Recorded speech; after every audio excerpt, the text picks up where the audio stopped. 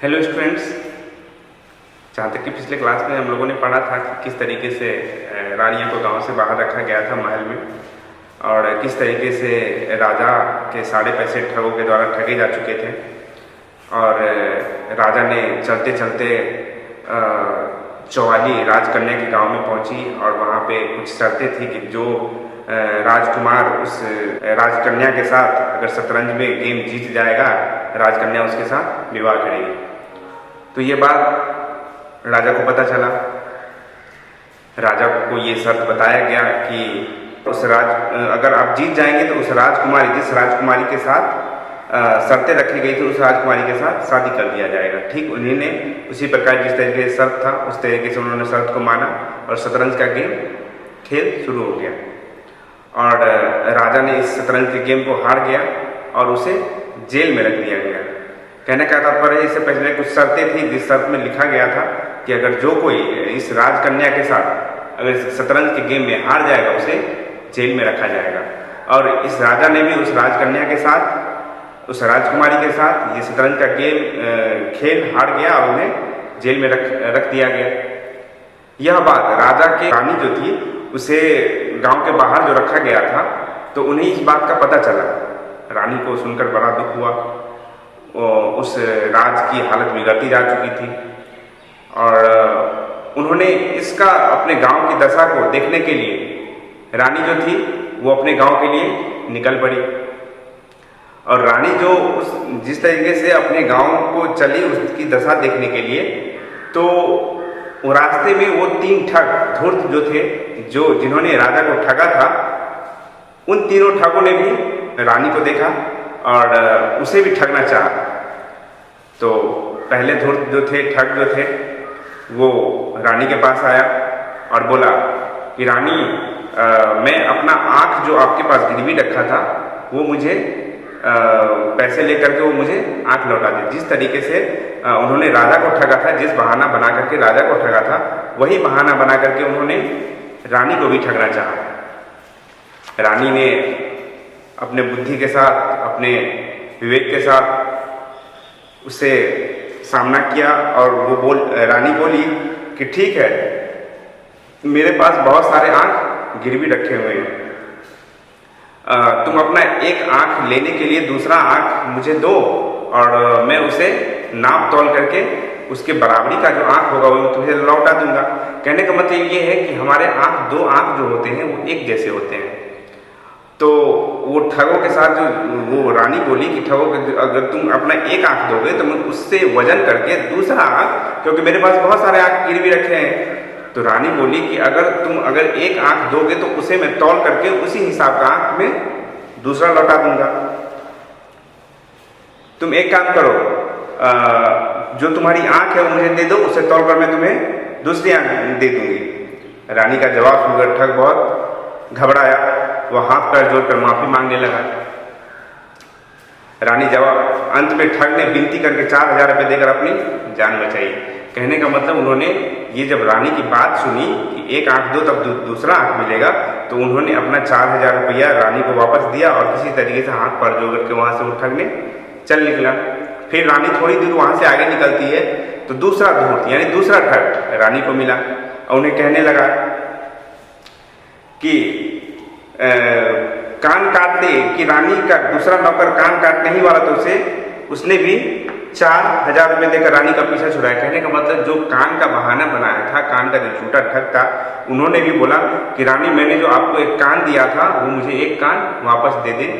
तो ये जो रानी थी की बात सुनकर ठग जो थे वो सोचे कि इसी तरीके से, जिस तरीके से आँख के बारे में उस ठग को सबक सिखाया, उसी तरीके से रानी ने कान के बारे में भी बोला कि तुम मुझे एक कान वापस दे दो तो मैं तौल करके दूसरे कान को तुम्हें वापस कर दूंगी।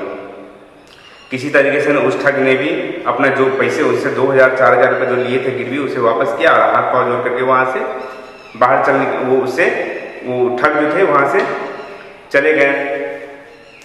राजा को जेल जाने के समाचार सुनकर उन्हें बहुत दुख हुआ। उन्हें ये पता चल चुका था कि हमारे राजा जो थे उसके पास बुद्धि न होने का कारण वो शतरंज में हार चुके हैं और वो जेल में। अब वो राजा को जेल से छुड़ाने का सोचने लगी।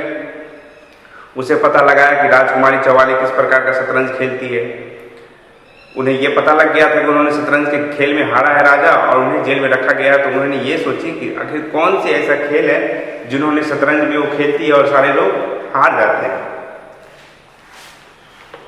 सारा भेद समझ के उन्होंने पुरुष को भेष बनाया। वो रानी जो थी उस सारे मतलब उसके चाल को समझ कर वो रानी जो थी, जो बुद्धिमती थी, उन्होंने पुरुष का भेष बनाया।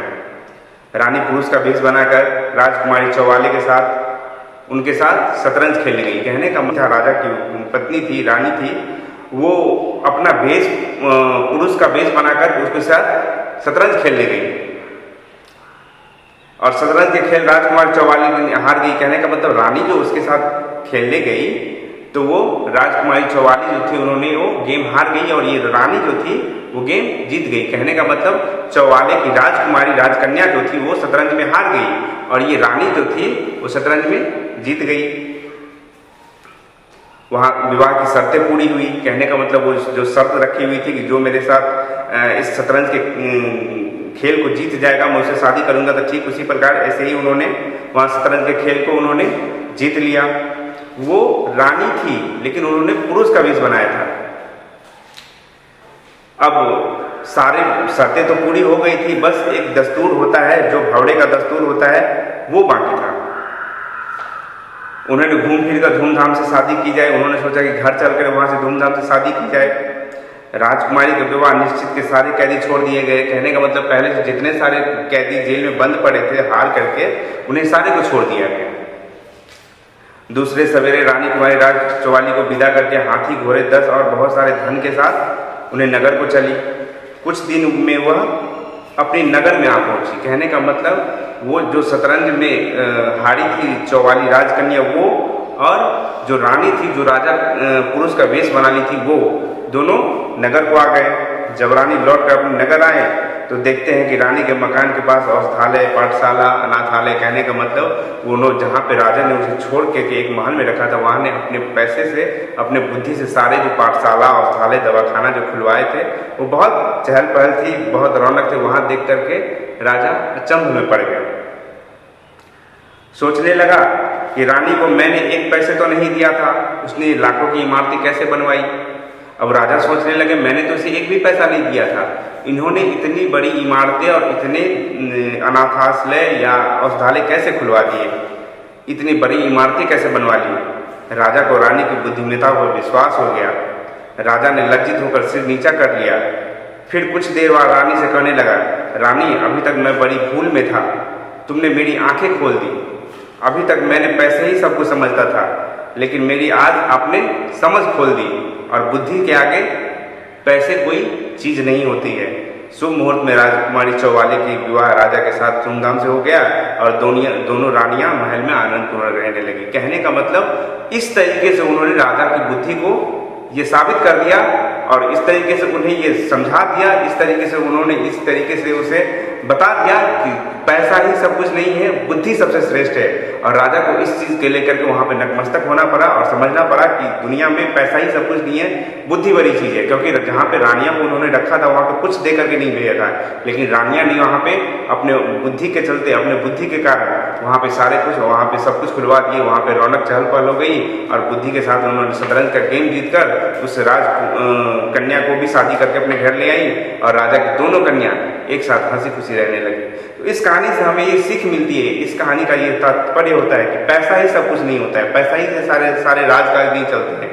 अगर हमारे पास बुद्धि हो तो हम पैसा बहुत सारा अर्जित कर सकते हैं, लेकिन बहुत सारा पैसा हो तो वहाँ पे हम बहुत सारे बुद्धि को अर्जित नहीं कर सकते हैं। तो इसीलिए पैसे बड़े नहीं होकर के बुद्धि बड़े होते हैं और बुद्धि की ही सब जगह पूजा होती है।